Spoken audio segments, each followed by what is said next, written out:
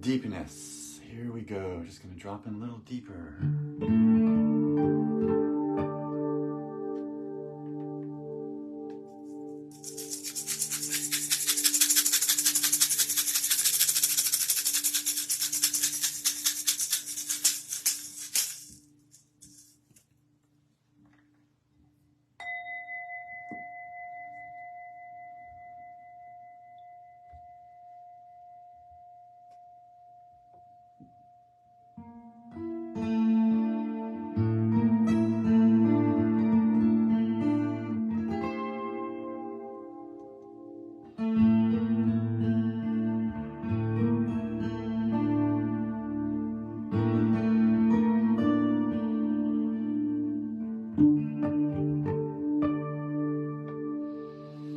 Breathing through the nose, delicious breath.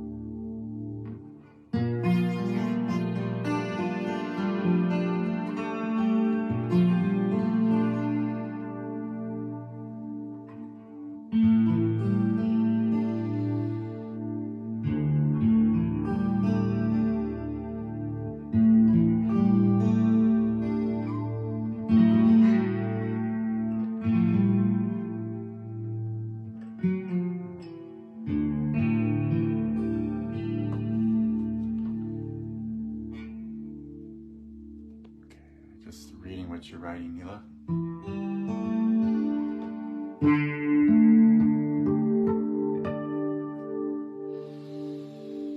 Beautiful breath.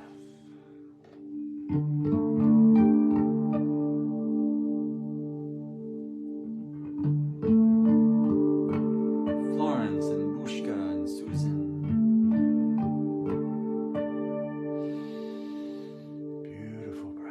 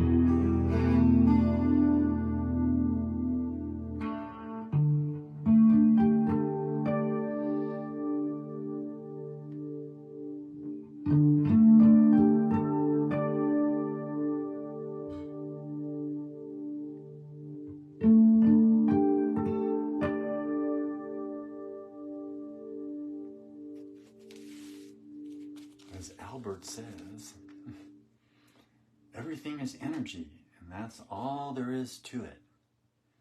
Match the frequency of the reality you want, and you cannot help but get that reality. It can be no other way. This is not philosophy, it's physics.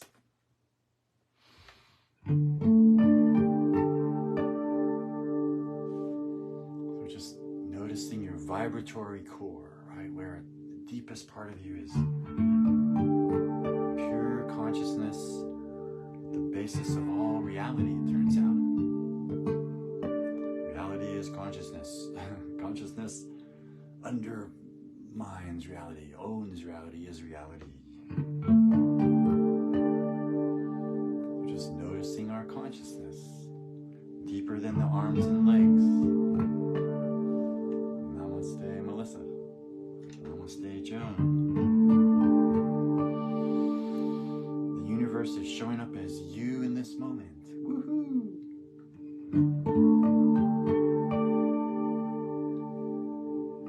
Infinity in a ball of light. The Supreme Self is the big surprise. Lose the disguise, see through the lies. When that which never really existed ceases to be, then your deepest self will set you free.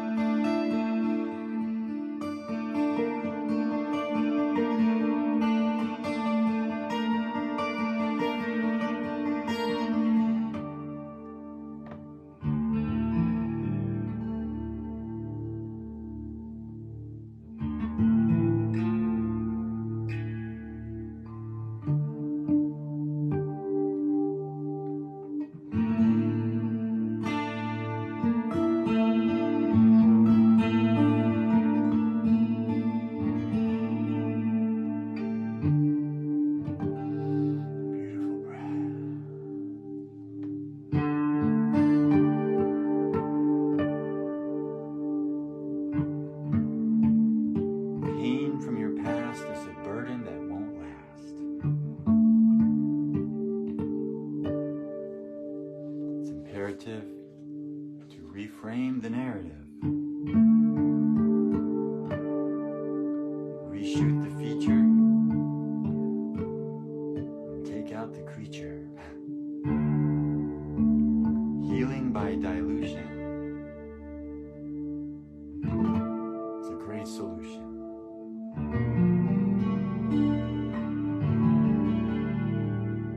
Just keep adding better universes that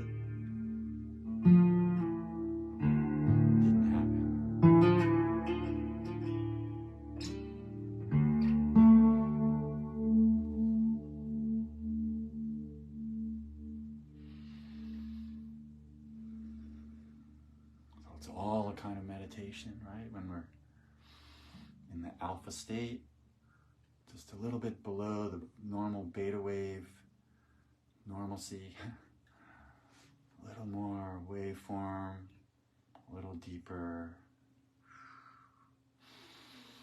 We can drop into a theta wave, even better.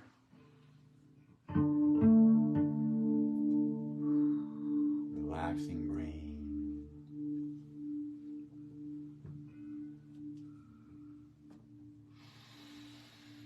Let the good feeling attract the healing.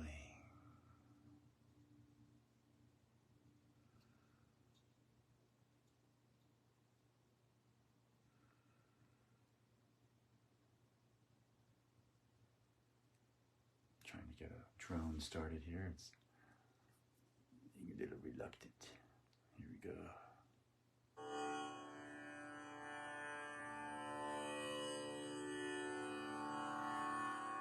Beautiful key of D. I always recommend Tanpura drone in D, 1 hour meditation on YouTube. It's nice to have that wash. Takes all the vrittis in your mind, all agitations, it kind of like smoothens them out. Good feeling. Just hold the light. Beyond the myopia, there's a cornucopia. Delicious heart feel. 100,000 watts. Relaxing the tyrant. The brain.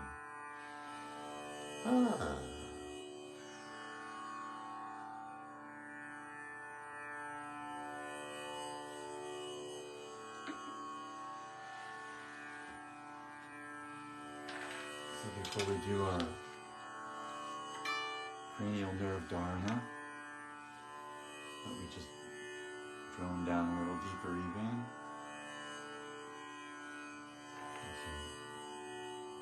Super relax. Let sound release the day.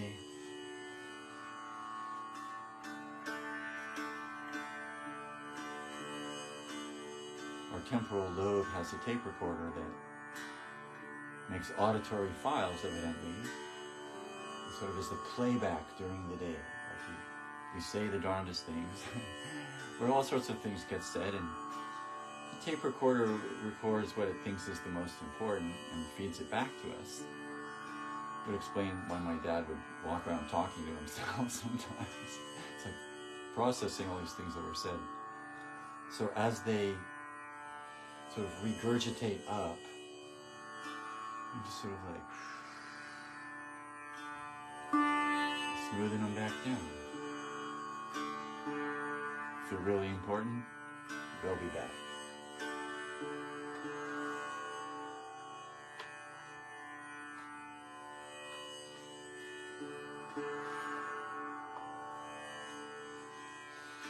Beautiful nose breath.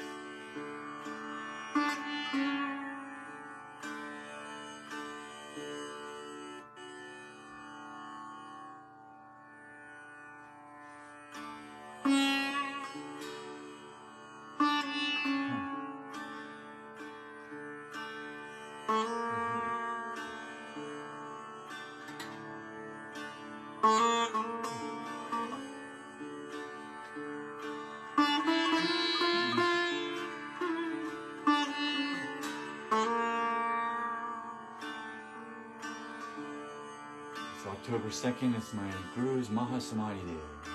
I know for some of you as well. It's just like remembering my Baba.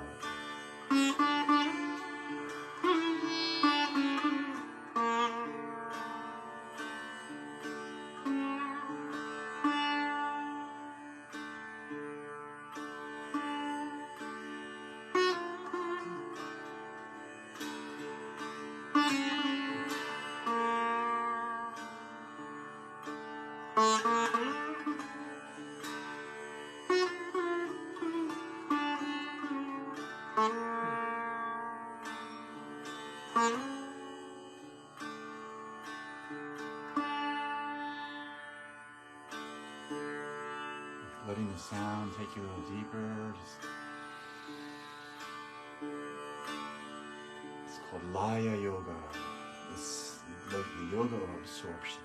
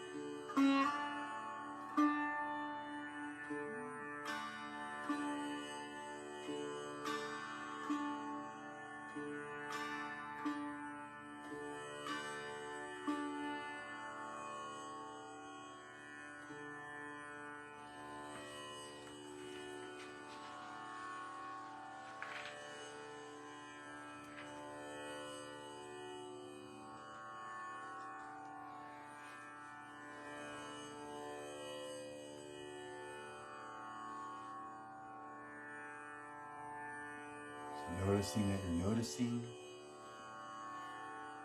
It can be an open eye meditation. It can be pulled deeply inside.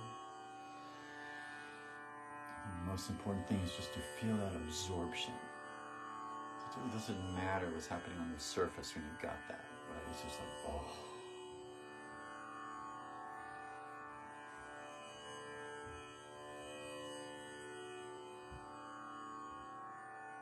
Like if you just won the lottery, would you care if there's a dog barking outside or irrelevant things?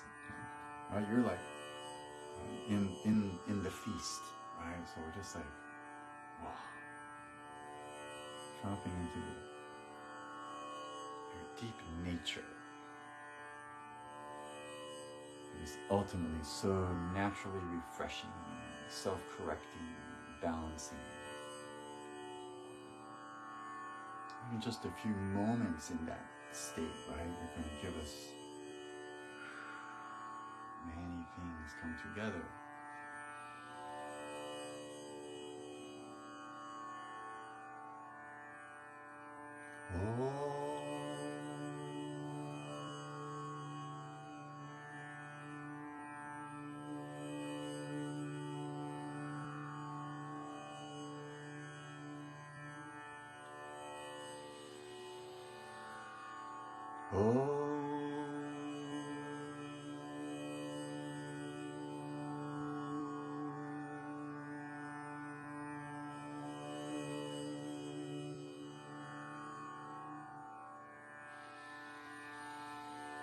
Just softening.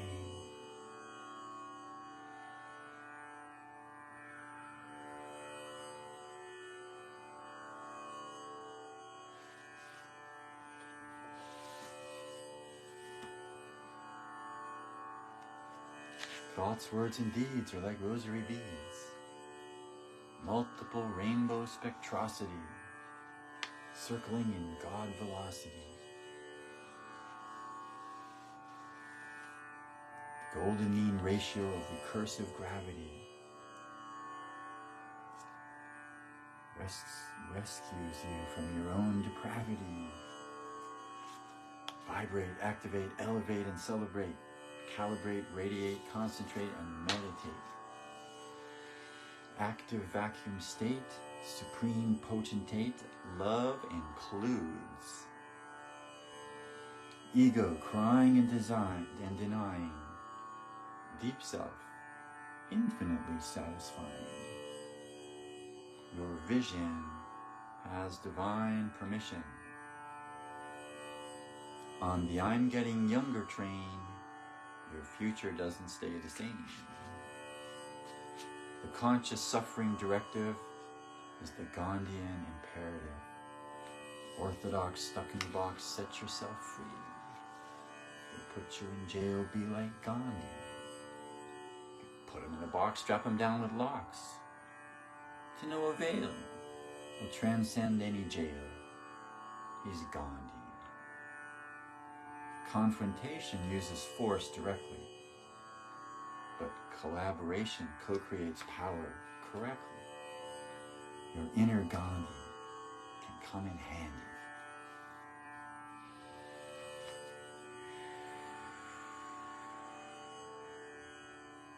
Okay, so the Dharana, the mini meditation. You're just going to tune into the cervical vertebrae in your neck. And first stop on the train is just notice, like, what's going on? Are they straight? Are they relaxed? Are they subluxated? What's going on with your neck flexibility? Oftentimes it corresponds to your personality. If you're feeling uptight and stiff that day, you probably have a stiff neck, right? But if you're all loosey-goosey, then so it is. So, finding that place. Those of us who spent a lot of time in India learned how to respond in the marketplace, to the transactions. Like, oh, no, it's a whole way of communicating. It's kind of yes, no, maybe, tomorrow, sometime, whatever, right? And but it requires a very astute use of neck muscles, and you just have to learn how to relax them, because most Westerners are like, I can't do that, right? So if you can talk shop, it's helpful, and that involves all kinds of different cranial nerves, right? I was kind of checking them over today. I used to have I still kind of do a wandering right eye that is called, it's a trochlear nerve issue, because it connects down to the medulla oblongata, and if there's something going on in between, then maybe your eyes don't line up right, and mine never did for years. A Chinese doctor did some magic stuff, magic sauce, and they straightened out a lot more. But let me just list the 12 pairs of cranial nerves, and as we connect to them, it's like we're clearing them, right? Clearing the neuron junctions, allowing the information to flow effortlessly, to not be blocking stuff. So peripheral nervous system connecting to central system and back. Top and bottom of the spine, sympathetic, parasympathetic integration. So we've got the O's, the olfactory nerve, the optic nerve, the ocular motor nerve. And you get the T's. You get the trochlear nerve, the trigeminal nerve, adducent, we'll talk about some of them in a minute. Facial, which is actually different than trigeminal, but they're very connected. Vestibulocochlear nerve, which is mostly to do with balance and hearing. Glossopharyngeal, which is kind of your tongue universe and throat, voice box. Vagus nerve is like the king of nerves. It is really the Kundalini conduit, right? It comes up from your gut through the heart to the right brain, and the left brain is bypasses the heart in its nerve pair. So I know Baba used to refer to the right vagus nerve as the sort of the Kundalini correlate, right? That's where the nerve supply is operating. And then there's spinal accessory nerve, which operates sort of neck, shoulders, shrugging, different parts of our structure, and hypoglossal nerve has a lot to do with tongue and taste and voice box and different parts of our throat. So I'm just gonna tune into your cervicals. There's actually space between them. It's called intervertebral foramens. Turn this down a little bit. Whoop. Intervertebral foramens that conduct these nerves. It's the space in between the vertebrae. And there's also 4 magnetic fields there, so we want to make sure all these magnetic fields are in balance. So as we go down, let's just do that. C1 to C2. Atlas axis integration. So doing a collective clear so that if there's any jammy jam there, it can just open up, relax. C2 to C3, ions and fields up, positives down. 4 to 5 seems good collectively. 5 to 6, 6 to 7. Boing, boing, boing. So clearing something there. And 7 to T1. So those of us that are head cut off in the other life, because maybe we knew too much, we just want to restore some T1 to C7 integration.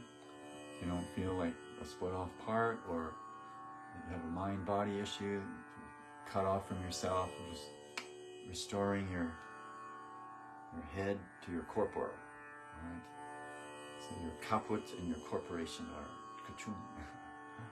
So just feeling this integration of head and body, mind. There's always been a split in our culture around this issue until about the 70s when they discovered neuropeptides. Your thoughts could create molecules, emotional molecules. So noticing the interface between your brain and your body. It's a hormone control center, endocrine gland, basically a set of endocrine glands. We're just thanking our brain to manage the 600 pairs of hormones, or the 600 hormones to 300 pairs. And so we're just asking the universe. Send a little Google thought up the spine, up to Cosmic Coincidence Control Center. It's like, God, universe, deep me, please, this is what I would like, right? Plant the seeds, and then watch how it sort of shakes out after that. Might not happen immediately, but the universe has heard your request. So just requesting that beautiful integration in all the nervous systems, especially vagus nerve,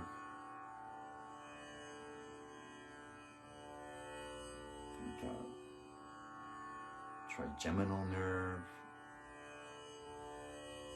And it hooks up with your taste and your facial expressions. The facial nerve, the face and your taste. So when you taste something and you make a funny face, they're connected, right? That's the same nerve firing off. And some nerves govern the back half of the tongue, the back 2/3, and the other the tip. So just noticing there's this complex interface of communication. And so in our meditation, we just allow for the clear flow. We're not overdriving the brain, because we're relaxing the heart, not relaxes the top. So we're just going to drop back in.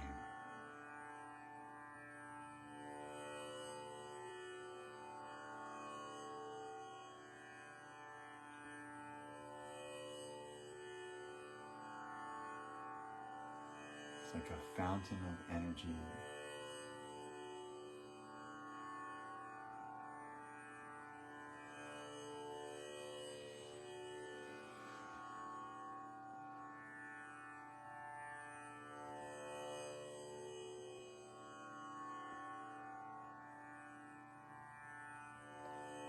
Okay, and so Neela, for your toes and your bones,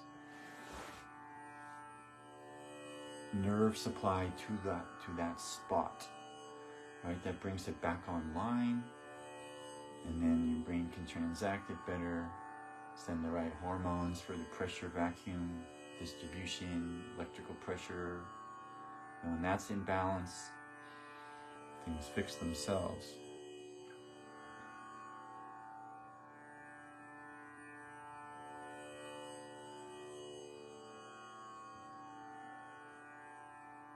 You're just noticing your body fixing itself.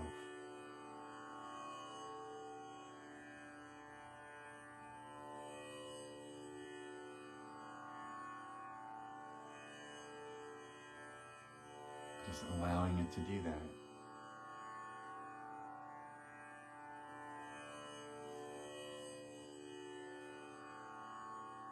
you've got something wrong with you, just literally come back to your control station of the pure I am peace observation station. And then from there, it's like you can tweak the situation, right? Mind over matter. Talk to that part of you. Give it extra love. It's usually got some negative charge that needs to be resolved.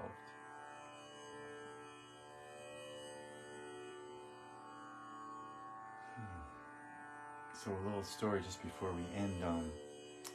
I remember when my guru took samadhi, Mahasamadhi, that's the term for when they leave their body. And I don't think anyone quite expected it, because sort of the word was that Baba would be around for 14 more years. And then on the morning of October 2nd, 1982, I'm sleeping, I think it's like 3 in the morning, and suddenly my roommates, we hear this dirge like chanting. It's really sad, it's really, but it's so deep and powerful. So we sort of got out of bed. I took a while, I wasn't feeling that well that day, and went up to the courtyard, and it was like, whoa, there was like thousands of bouquets of flowers had already come in. The chant was just like so thick in the air. It was like Baba had left his body, but had like entered into all the flora and the trees and the court. It was just like, whoa, this is a cosmic experience to be around a collective, like a death that is so collective that it's just way beyond one person leaving, right? It's like this massive shift of energies. In the next few days, 10,000 people showed up. It's crazy. But wow, I just still remember this. It's like the thickness of the air and the Shakti and the fragrances and the depth of the feeling, and it's just like raw God, whatever that is, right? Just so profound. So, namaste everybody. In this sweet evening. See you on Thursday.